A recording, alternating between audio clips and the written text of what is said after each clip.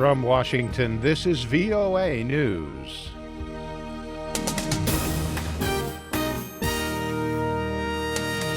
I'm David Byrd reporting Hillary Clinton has won Nevada's Democratic caucuses. With more than three-quarters of the precincts reported, the former Secretary of State captured more than 52% of the vote to Bernie Sanders of Vermont's 48%. Clinton told cheering supporters that their hard work had paid off. Hotel and casino workers who never wavered.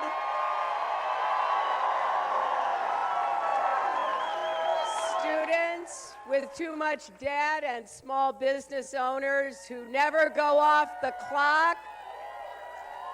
Tens of thousands of men and women with kids to raise, bills to pay, and dreams that won't die. This is your campaign. Clinton barely edged Sanders in the Iowa caucuses, and Sanders had won the New Hampshire primary. Meanwhile, the polls have just closed in South Carolina, where Republican frontrunner Donald Trump is hoping to capitalize on his win in New Hampshire while holding off a challenge from Texas Senator Ted Cruz. Results from both states are expected to narrow the field of candidates ahead of so-called Super Tuesday, March 1st, when voting will take place in a dozen U.S. states. Uganda's Electoral Commission has named incumbent leader Yoweri Museveni the winner of Thursday's presidential election, but the main opposition party is rejecting the results as fraudulent. The commission said Saturday that President Museveni won the election with nearly 61% of the vote, more than enough to secure a first-round victory. It said his strongest challenger, Forum for Democratic Change candidate Kizza Besigye, had won 35%. This is VOA News. The main rebel coalition in Syria says it is willing to accept a temporary truce, but only if Russia calls a halt to its airstrikes and the Damascus government ends its offensive near the Syrian-Turkish border. The rebel coalition, known as the High Negotiations Committee, said after meeting in Saudi Arabia Saturday that any potential truce would require the Syrian government to lift its blockade of rebel-held communities and release thousands of detainees. The HNC said the truce must also include Syria's allies, notably Russia and Iran.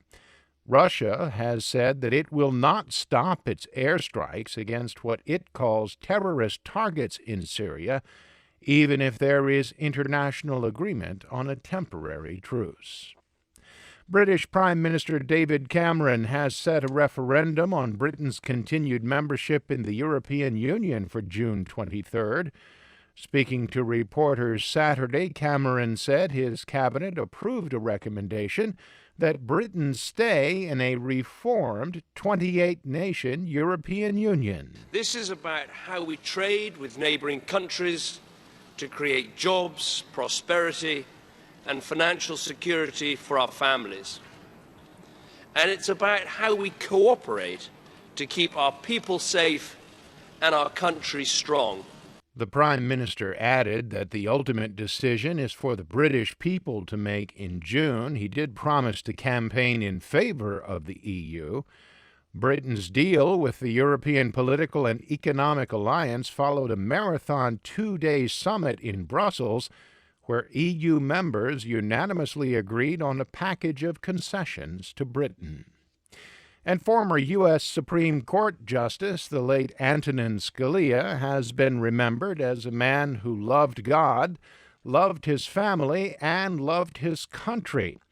At the justice's funeral at Washington's Basilica of the National Shrine of the Immaculate Conception, his son, the Reverend Paul Scalia, recalled his father's devotion both to his faith and to his country. Dad understood that the deeper he went in his Catholic faith, the better a citizen and public servant he became.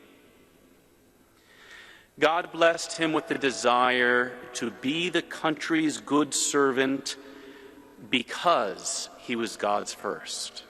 Vice President Joe Biden led a distinguished group of officials, dignitaries, family members, and friends in attending the service for Scalia.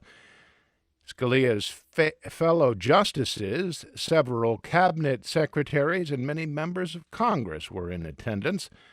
Appointed in 1986 by former President Ronald Reagan, Scalia died last Saturday while on a hunting trip in Texas. He was 79.